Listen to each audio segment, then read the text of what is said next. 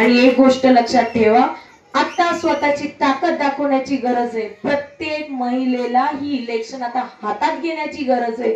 कुणासाठी नाही, कोणत्या नेत्यासाठी नाही, तर तुमचं माझं घर वाचवण्यासाठी. आणि म्हणून प्रत्येक महिलेनी मतदान केंद्रावर जाऊन तुतारी वाजवणारा माणूस या चिन्हावर बटन दाबायचंय आणि आपल्या अण्णांना बहुमताने विजयी करून द्यायचंय.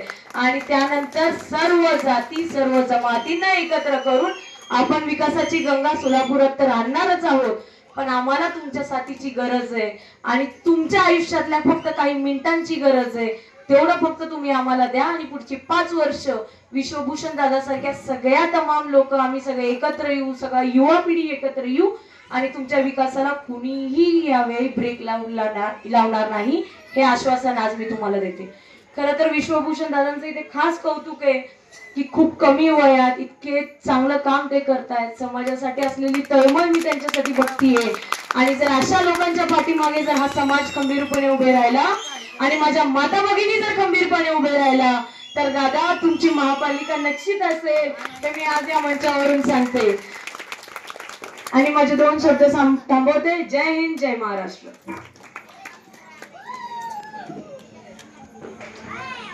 ताईंचं मी अतिशय त्यांचा आभार मानतोय. त्याच पद्धतीने भीमराज सेनेचे संस्थापक अध्यक्ष मुंबईवरून या ठिकाणी स्थायिक झालेले आहेत राजू थाटे हे भाईला मी विनंती करतो की यांनी आपले मनोगत व्यक्त करावे.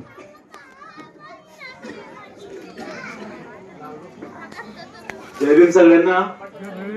जय भीम.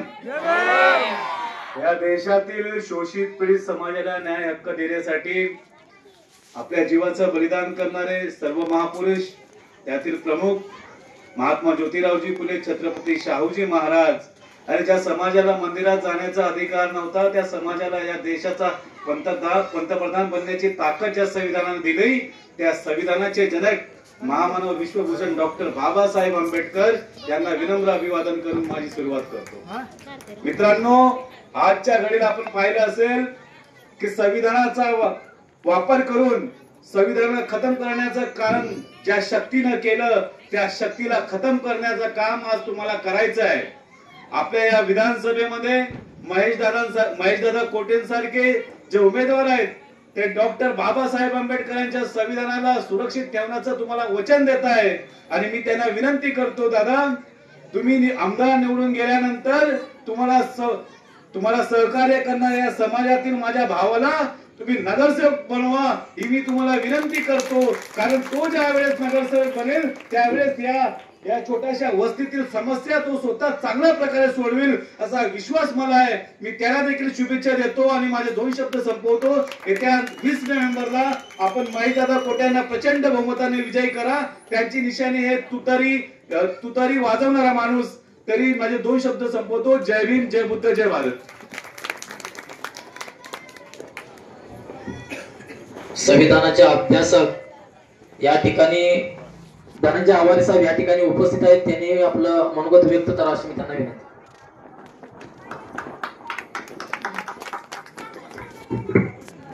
सर्व विश्वाला शांतीचा मध्यम मार्ग दाखवणारे तथागत भगवान गौतम बुद्ध, भारतीय संविधानाचे विधाते, लोकशाही भारताचे राष्ट्रपती बाबासाहेब डॉक्टर आंबेडकर, विद्येविना मती गेली, मतीविना गती गेली, गतीविना नीती गेली, नीतीविना वित्त गेले, वित्ताविना शूद्र खचले, इतके अनर्थ एका अविद्येने केले असे संपूर्ण भारतीय समाजात सांगणारे राष्ट्रपिता ज्योतिबा फुले यांच्या विचाराला अभिवादन करून, मित्रों ये सर अम्बेडकरवादी का है, ये सर अम्बेडकरवादी का है जो संविधान के सामने झुकना जानता है, संविधान के लिए सर कटाना जानता है, संविधान को मिटाने की जो कोशिश करता है सबसे पहले वही मरता है, सबसे पहले वही मरता है, सबसे पहले वही मरता है.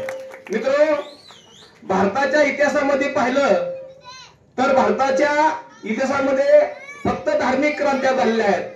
पण बाबासाहेब डॉक्टर आंबेडकरांनी 26 नोव्हेंबर 1949 ला भारतीय संविधान लागू केलं आणि या भारतातल्या सर्व भारतीय नागरिकांना सामाजिक, आर्थिक, राजनैतिक न्याय दिला.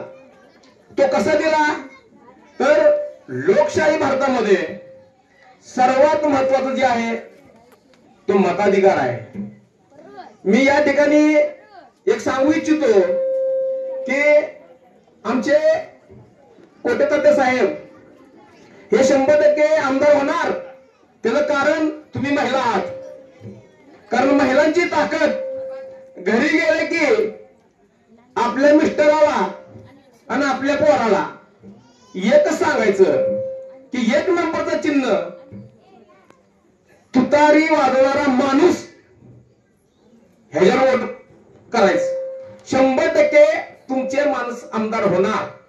ही ताकद बाबासाहेब डॉक्टर आंबेडकरांनी दिलेली आहे. पण आपण आज का झाली परिस्थिती की भारतीय जनता पार्टी ही भारतीय जनता पार्टी नाही, ही पक्ष चोरी करणारी पार्टी आहे. पक्ष चोरी करणारी पार्टी आहे. बाबासाहेब डॉक्टर आंबेडकरांनी रिपब्लिकन पार्टी ऑफ इंडिया दिलं, त्याचं उलट करा भारतीय जनता पार्टी होतं. अहो तथागत गौतम बुद्धाचं कमळचिन्ह सुद्धा यांनी चोरलं. कमळचिन्ह सुद्धा यांनी चोरलं आणि आज त्या कमळावर ते लढत आहेत. तर आपल्याला तुतारीवर माणूस असलेल्या चिन्हावर बटन दाबून त्यांना प्रचंड बहुमताने विजय करायचा आहे. आज इथल्या भारतीय जनता पार्टीने सिस्टीम काय केली, जो देगा देसी उसको वोट कैसी, जो देगा रम उसको वोट कम, जो देगा बियर उसकी वोट क्लियर, खावा मटन आणि दाबा बटन. अशी परिस्थिती या भारतीय जनता पार्टीने केली आहे. पण हे जर तुम्हाला संपवायचं असेल तर बाबासाहेब डॉक्टर आंबेडकरांनी जे तुम्हाला संविधान दिलेलं आहे ते संविधान वाचण्याची फार गरज आहे. आज बघा भारतामध्ये जातीय नावाखाली धर्माच्या नावाखाली आज राजकारण होत आहे. बघा हर जात स्वतःला मीच एक राष्ट्र निर्माण करू शकतोय. बघा यांचे स्लोगन बी काय बघा जातीवर, द ग्रेट महार, न कानाना मात्रा धनगर खतरा, लाखात एक मांगाचा लेख, न वडार महाराष्ट्राचा. अशा भयान परिस्थिती ह्या जात सिस्टीमने केली आहे. बाबासाहेब डॉक्टर आंबेडकरांनी भारतीय संविधान देऊन आपल्या सर्वांना भारतीय बनवलं. बघा सर्व देशाचे एकच नाव आहे, आपल्या भारताला 3 नाव आहेत, इंडिया, हिंदुस्तान आणि भारत. जो हिंदुस्थानामध्ये राहतो तो हिंदुस्थानी, जो इंडियामध्ये राहतो तो इंडियन आणि जो भारतामध्ये राहतो तो भारतीय नागरिक. मग भारतीय नागरिकाची जबाबदारी काय, वोट. वोट हा त्यांचा पॉवर आहे. आज परिस्थिती काय, वोट विकलं जात आहे. जनतेनं आपापल्या मताची एक कॅटेगरी ठरवली आहे. 500 असेल, 1000 असेल, 5000, 10,000 असेल. अहो काही काय तर नगरसेवक असं करतात की गल्लीच विकतात. आजची परिस्थिती अशी आहे की गल्लीच विकतात, लिस्ट काढतात. त्याच्यामधले आपले कांबळे साहेब नाहीत, विश्वभूषण कांबळे साहेब त्यातले नाहीत. ते सच्चे संविधानाला मला मानणारे का माणूस आहेत. मी या ठिकाणी येणाऱ्या काळामध्ये आपल्या सर्वांना विनंती करतो की अशा नगरसेवकांची गरज आपल्याला आहे आणि असे माणसं त्या ठिकाणी गेले पाहिजे. आणि आज अशी परिस्थिती आहे, आता कोणतं सांगितलं की दलालांची संख्या वाढलेली आहे. 100% खरं आहे. बाबासाहेबांच्या नावावर जसं एखादा माणूस भीक मागतो भीक, तसं आता बाबासाहेबांच्या नावावर मत मागणारे भिकारी झालेत. मत मागणारे पण बाबासाहेबांचं फक्त नाव घेतात आणि बाबासाहेबांच्या विचाराच्या विरोधात काम करतात. फक्त बाबासाहेबांचा फोटो पुसतात पण त्याच्या विचारावर काम करत नाहीत.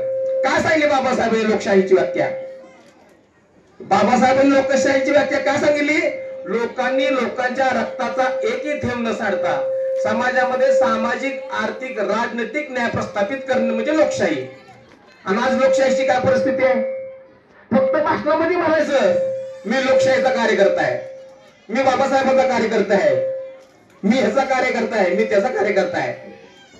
कर सके तो अपने वाणी में ओ असर पैदा करो, कर सके तो अपने वाणी में ओ असर पैदा करो, रुक हवा को बोल दो यारो वो असर पैदा करो, अगर जीना चाहते हो मान सम्मान से तो घर घर में आंबेडकर पैदा करो. पण आज बाबासाहेबांच्या विचारावर काम करणारी माणसं मिळत नाहीत. फक्त आंबेडकर जयंतीला वर्गणी गोळा करायची, डीजे लावायचा आणि नाचायचं. शिवाजी जयंतीला बी तीच परिस्थिती, अहिल्याबाई होळकरच्या जयंतीला बी तीच परिस्थिती. अण्णाभाऊ साठेच्या बी जयंतीला तीच परिस्थिती. या भारतीय जनता पार्टीने जाणून बुद्धन हे केलेलं आहे. या ठिकाणी वेळ भरपूर होत आहे, त्यामुळं मी अजून एकदा सांगतो की 20 तारखेला आपण सर्वांनी तुतारी वाजवणारा माणूस या बटनासमोर चिन्हासमोर बटन दाबून त्यांना प्रचंड बहुमताने विजय करावा व कांबळे साहेबाला येणाऱ्या काळामध्ये नगरपालिकेमध्ये पाठवावं. एवढं बोलतो आणि माझे 2 शब्द संपवतो. जय भीम, नमो बुद्धाय, जय भारत.